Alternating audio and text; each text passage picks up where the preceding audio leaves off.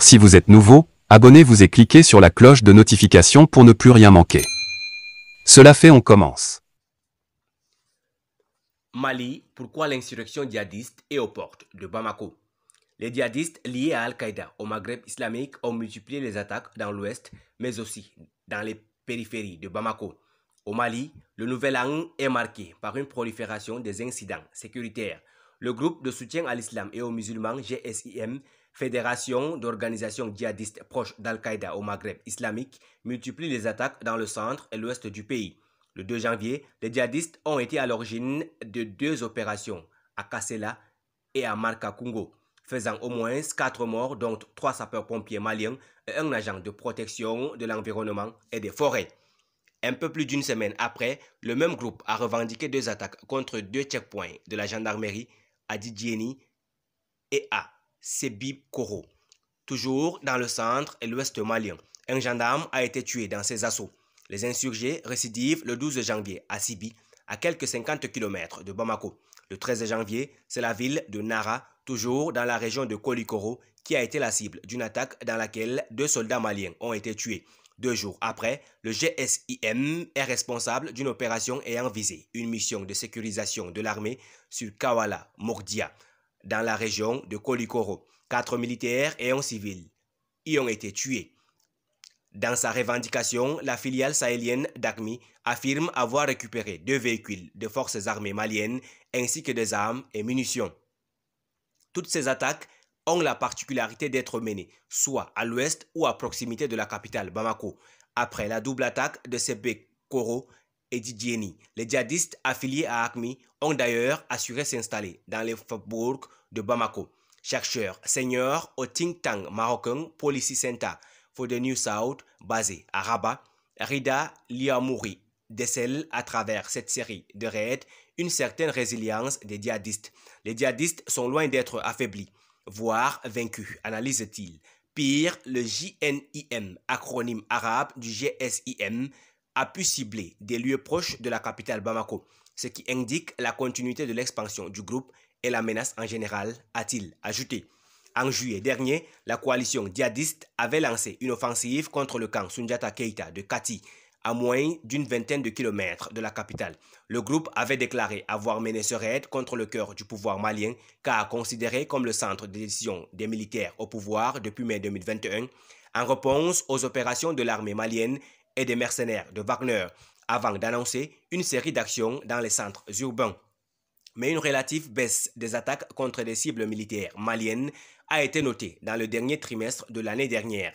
Le fait est rare pour être souligné par plusieurs observateurs de l'insurrection djihadiste à laquelle est confronté ce pays d'Afrique de l'Ouest depuis une dizaine d'années. Nombre d'entre eux expliquaient cette accalmie par la guerre fratricide dans la même période entre des groupes djihadistes. Des affrontements ont été notés entre le GSIM et l'État islamique au Sahel pour le contrôle des localités des régions de Gao et de Menaka dans le nord du pays.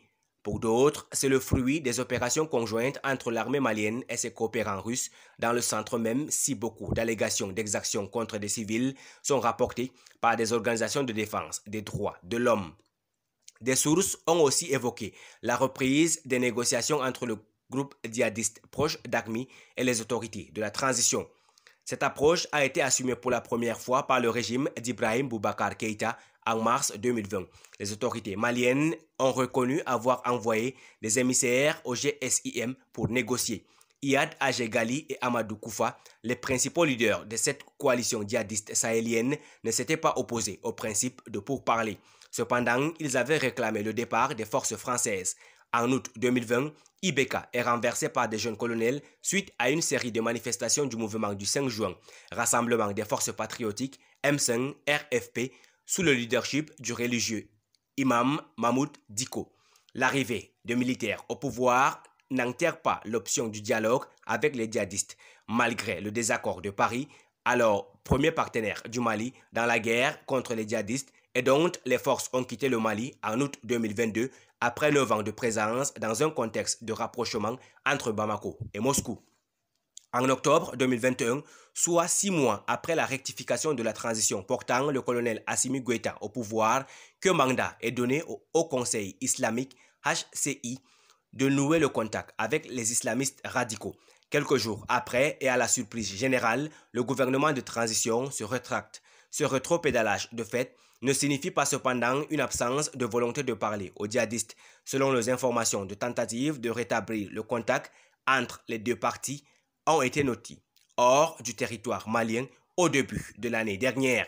Mais après le regain de violence de ces derniers jours dans le centre et l'expansion de la menace vers l'ouest, des sources sécuritaires sont persuadées que cela résulte du blocage des négociations. Sans plus de détails, si tel est le cas, qui en est le responsable? Pour l'heure, pas de réponse à cette question. Ce qui est par contre visible, c'est la volonté des deux camps à gagner la guerre sur le terrain militaire. Alors que le GSIM multiplie les assauts, l'armée malienne continue ses acquisitions de moyens aériens, dont des drones armés de type Bayraktar, du constructeur Baykar, dans sa lutte contre le terrorisme. Merci pour votre aimable attention. Si vous êtes nouveau, n'oubliez pas de cliquer sur la cloche de notification et de vous abonner à la chaîne. Merci, à très bientôt pour une nouvelle vidéo.